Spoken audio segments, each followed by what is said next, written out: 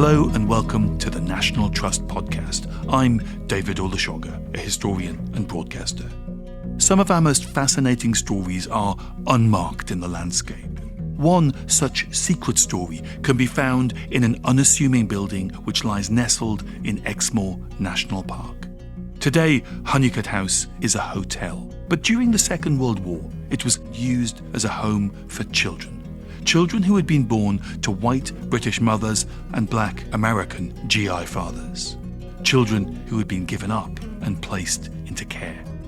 Today, we'll be unearthing the story of Britain's so-called brown babies and revealing a forgotten part of our history that is still affecting families today. Mum and Dad came here.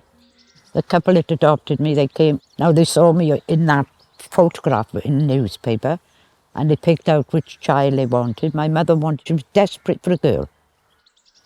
And then they asked me would I like to go with them. And I said to the lady, I like you, yes, I'd like you. And the matron took me upstairs and explained now that this lady and gentleman were going to give me a home.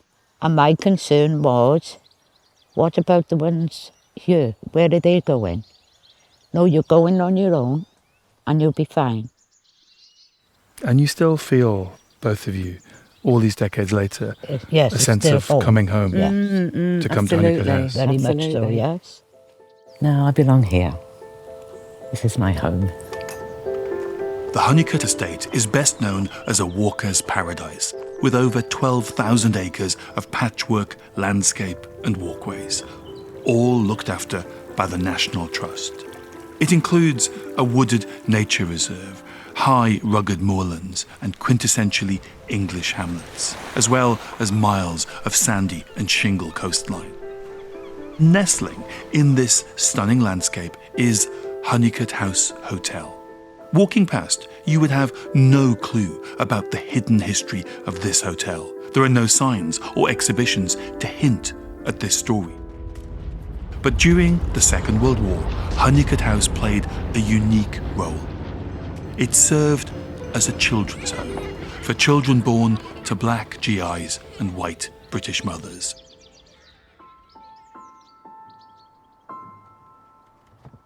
We're here inside Holnicote House, and I'm here with Lucy Bland, the author of a book called Britain's Brown Babies, that, through interviews, tells this rather forgotten story. That's right. So the term brown babies might seem a strange one, but this was the term given by the African American press to the children born to black GIs, and initially British women, but then during the years of occupation in Germany and Austria, to those children as well. This story of the brown babies in Britain is part of a bigger history of what happened socially when America enters the war in 1941. So they start arriving in 1942. We're not sure quite the numbers of black GIs, but passing through those 3 years to the end of the war, probably at least 240,000. Significant numbers. And this is despite various directives from the government that they really didn't want these interrelationships. Didn't want actually to have black GIs. Because the American army was able to segregate its bases, it was able to run a segregated army, but they couldn't impose that sort of segregation on the people of Britain. And so you do have this moment when British populations suddenly encounter very large numbers of African Americans, which for the most part is very positive.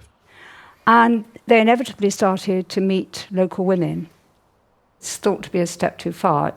I'll accept them as my brothers, but not my brothers-in-law. Millions of women have been separated from their boyfriends, from their husbands, on an island in which millions of men from all over the world, with money, with dashing uniforms, suddenly arrive, with people having very little money, the threat of losing partners in the war, and living for now. The women who went on and had children with black GIs were treated often very, very badly. And often they're quite young, they're living at home. Their families often reject them and certainly say, get rid of this child. They're sent to mother and baby homes. There, they're really pressurised to give the child up. And if they were married and the man comes back, he might pressurise her, to give up the child. So it was incredibly hard, but I think just over half of the mothers, or possibly the grandmothers, did keep the child despite all this. Ideas around relationships and marriage and sex under the incredible pressures of the Second World War broke down in all sorts of ways. So it is not anything exceptional that people had affairs with black GIs. Yeah. And so adding race into that just meant that the children who were the product of those relationships were visible. That's right. I mean, there was a stigma of illegitimacy, but then the stigma of being mixed race on top of that was a huge stigma for them. This place, Holnicote House, it's part of a whole infrastructure that's there to facilitate these children being taken from their mothers. Yeah, I think that's right. And there were various charities that obviously wanted to so-called help these children. So Holnicote House is this absolutely beautiful house in Somerset, and it was under the ownership of the Acklands. And in 1942-43, it was requisitioned by Somerset County Council for evacuees. And so then they start filling it with children who are being born locally to black GIs. Since then, it's been a hotel for walking holidays. So it kept going as this wonderful place to be. I'm here with Anne Evans and Carol Edwards, childhood friends, to revisit their story here at Holnicote House and to shine a light on a hidden part of British history. Carol, you look very emotional. Yes, I did. I felt a lot of emotion coming back to my beginnings. To your beginnings. It's my third visit to the place in, 70-odd years. And it just brings back so many happy memories. And where you two met a long time ago. And this room in particular, this is the lounge now. The house is a hotel. This was a place that you played? This is the playroom, yes. And we had the doll and the crib and the other toys. It wouldn't be just us two, there'd be someone else would join in, because all the toys there belonged to everyone. Yeah. Nothing was mine or yours, it was ours. 7 decades later, you both feel that you were shaped by your very early years. Absolutely, Yes, absolutely. And how old were you when you arrived down? I was 3 days old when I got here, and I was 4 and 11 months when I went from here. And how about you, Carol? I arrived here when I was about 2.5 weeks, and I left probably about the same time as Anne. I think we all left almost all together, Around didn't we? the age of 5, yes. Yeah. You moved on to a different place once you come to 5, but I was adopted, so... How about you, Carol? I went from here to Wellington. Which was another children's home. Yeah. And Again I was, in Somerset. Yeah, and I was there till I was about 12. Yeah, I liked it a lot. I was happy there. But there's no place like home. You described the children here as a happy bunch. And we were happy. Here's a photograph that I think is testimony to that. When I look at this picture, I see children who look really close. You're all touching each other. You're all hugging each other. There's hands on shoulders. Can you tell me... That's Leon, my boyfriend. I was going to marry him at that age, I tell you. And where were you, Carol? That one. That's me. That's Deborah. And where were you, Anne? In the front. There you are. He's always in the front. Yeah. It was about 3, I think, when I was taken. I thought that was you. When I saw this picture, the gang. Yeah. And the nurses, I mean, these are nursery nurses. Yeah, nursery I mean, they were nurses. probably teenagers Well, they were themselves. 17 and 18, that's all they were. But no, they were lovely. Do you think you were insulated from the racism of Britain in the 40s and 50s by being here with these very kind young nurses? Yes, I think we were, yeah. And it does explain this happy little gang of kids on the lawn 70 years ago. Yeah. Yeah, we were happy, we were healthy, and we were loved. Should we have a look at some other rooms where you might have other memories? Yes, by all means. Do you want to go to the potty room, Carol? I want to see the potty room. You lead the way. No one in there. No. This one then. No, that isn't that one. There. What's the potty room? What's down here? That's the back door. See, I can remember all these brown doors. Yeah. Oh, that's lots. Should we try down here? Do you remember these tiles, this pattern? I would think this is more or less where it was. Yeah. Yeah. And this was the potty And that room, was is that the- right? Yeah. And you'd take the pots out of there, and we'd all line up there, Yeah. bums on each pot. Yeah. Scoot Then along Leon like that. then would be the leader. We're going to play trains. Should we go and look at some other rooms and see Yes. if they bring up other memories? Yes, okay. Ah, yes. Here we go. So what was this room? Piano room. The piano room, hence the piano. Yeah. Let's give it a little tinkle. Look at the state of these keys. Yeah. Do you remember that one? Do you know why that's white? It's been replaced because that's the one you broke your teeth on. This key on the piano. Had to be replaced because you used to chew them. Yeah, I was chewing them, yeah. And this is a big room. It's lovely. I can imagine all the children in that photograph, all of you running around and in the here. noise bouncing off the walls. And one of the nurses would play the piano for us all to sing Christmas carols. So your first Christmases We were in this spent room. here, yeah. And out there, it's a view into the front garden. So this is now out in the garden. It is absolutely beautiful, Yeah. Same old trees. but a lot bigger. A lot bigger, yeah. Should we head down? Yeah, yeah. And living here, it was like every day was a summer's day, wasn't it, Anne? We'd get up, get dressed, washed, have our breakfast, to the potty room, outside, until the sun went down. Didn't Go we? for a walk Go for a then. walk, lots of walks, Oh. didn't we? That's why I'm Yeah. so short. I know. So you were taken out of here on walks in the countryside around All here. different, all over the place, yeah. Walked almost every day, didn't Yeah. we? And so the reasons why you were brought here were to do with racial attitudes in society. But for the years you were here, this was a sanctuary from those attitudes. Absolutely. When I was in South Wales, I was told on a regular basis to get back where I belonged, as they didn't want me in Cwmtaleiri. And I kept saying, I'm not going anywhere. I live here. And up until that point, because you'd been here at Holnicote, you'd not experienced this. No, never.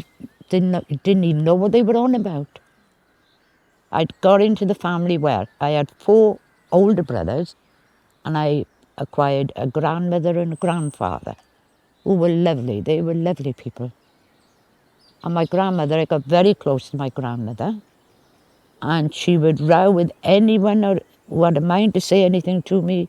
She'd row with them. You mean anything racist? Yeah. Unlike Anne and some of the other children, I didn't get any sort of racial abuse. I was about maybe 15, 16. That's when I realised I was different. And the only reason I came to that conclusion was through music. I thought, right, I'm going to save up and get a record player. Meanwhile, I buy some records. First one I got was Shirley Bassey. Still got it to this day. It's called In the Still of the Night. It cost me 19 shillings and 11 pence, which is a penny short of a pound in today's money. Still got it, still play it. And I can remember hearing Shirley Bassey. I thought, wow, what a voice. And then I got into Sarah Vaughan and Billy Eckstine and Ella Fitzgerald. And I looked at the covers and I thought, hang on a minute, because they were all black. And I'm thinking, they look like me. And from that day on, I've been black and proud.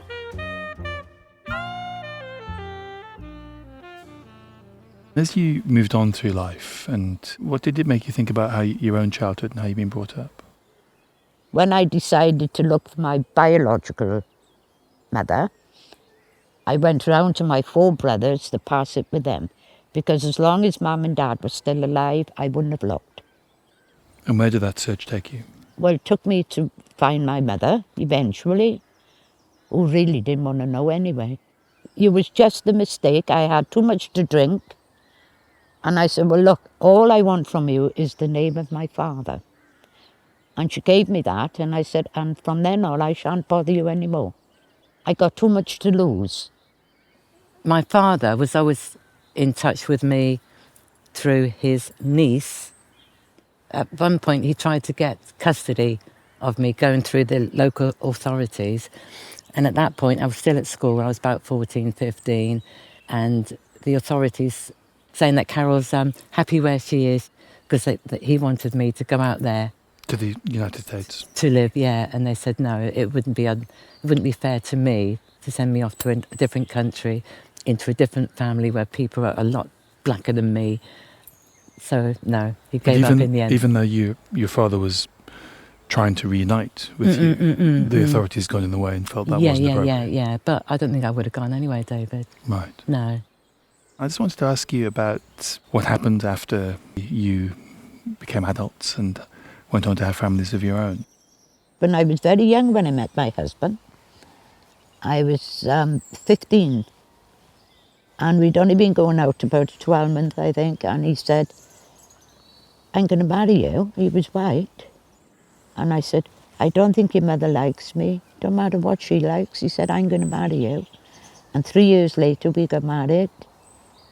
And we lasted for nearly 61 years, which he passed 6 weeks ago. And we had 4 children, 2 boys and 2 girls. My children experienced a bit of racism, but of course I tried to explain to them. I may have been overprotective, which, as far as some people were concerned, but as far as I was concerned, that was my duty as a mother. I was to protect my children. Do you think there's anything that you guys had, because you were such a close-knit group of children, that is kind of special, sort of almost that other children don't have?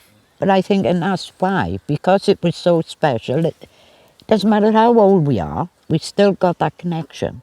And it must be special to look at that photograph of that little group of children. Well, it'll always remain special, that will. It's just a shame there wasn't more children in that photo.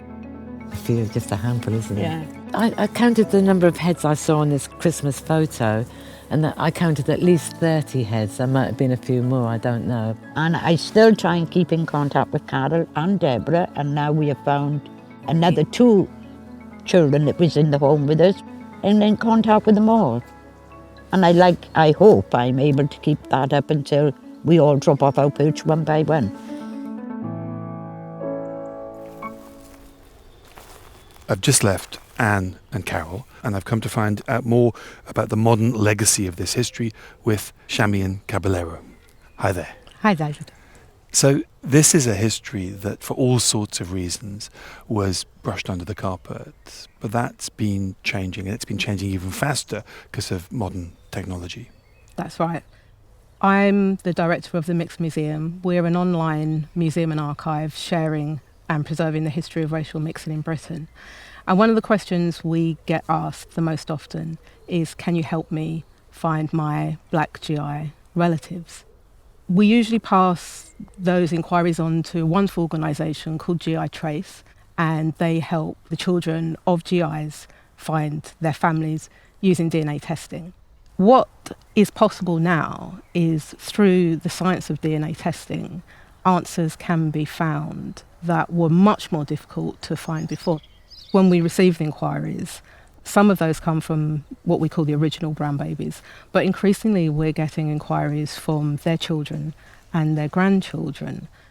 Those journeys to find lost fathers, in this case, irrespective of whether it's brown babies in the 1940s or any other form of family separation, they can be very challenging, and the outcomes are not always what people want. How do you manage those realities? What we're finding is really helpful is the connecting of the people who have gone through this process to share their stories with each other. With one another. That's right. So even if it doesn't work out, even if the trace leads to a dead end or someone who doesn't want to speak, you've at least joined a community. Absolutely. Before we could get to talking about the science of DNA testing, we actually had to let people tell their stories. We really had to let people tell their stories because so many people grew up isolated, not meeting anybody else who looked like them. And so finding that they felt themselves outsiders even where they knew that they had black heritage, that heritage wasn't connected to the post-Windrush migration. So people would assume that people were of African Caribbean descent, of African descent, but actually their heritage is African American, very different history, particularly the legislation against interracial marriage. So our current project, we currently have a group of around 30 Brown Babies families, members, who have come together to explore the role of DNA testing in their lives. It is remarkable, isn't it, that 8 decades after the end of the war, that there are still people contacting organisations like yours saying, I think I might be descended from a black GI. Yes. One person told me that she's in her 80s and people have said to her, you haven't found your dad, you've had a happy life, does it matter? And she said, it matters. It will always matter, and I won't stop searching until the end. And it's a search for knowledge. It's a search for knowledge. And identity. And identity, very much so, of who you are.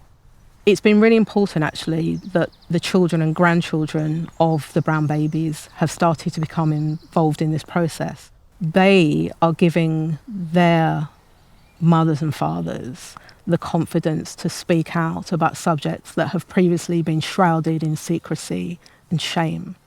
They're telling them that it's okay to talk about this. In fact, it's really important to talk about this.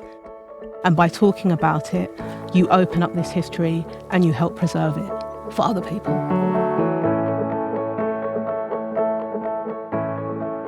So we are out in the garden, sat at a table in front of Holnicote House, Anne and Carol. You still feel, both of you, all these decades later, Yes, a sense of home. coming home to come to Holnicote House. Very much so, Absolutely. yes. You're here to keep alive the memory of a strange and remarkable chapter in the long history of this house. And when you walk around on this lawn and you walk between those rooms, I can hear children laughing. And do you know what? I can never ever remember children crying. Can you? No. Except when you hit them. Do you remember when you used to hit them? They used to cry then, didn't they?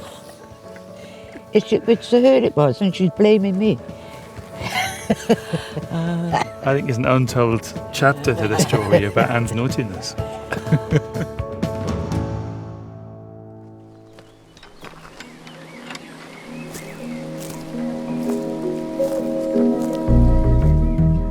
Thank you for listening to this episode of the National Trust podcast.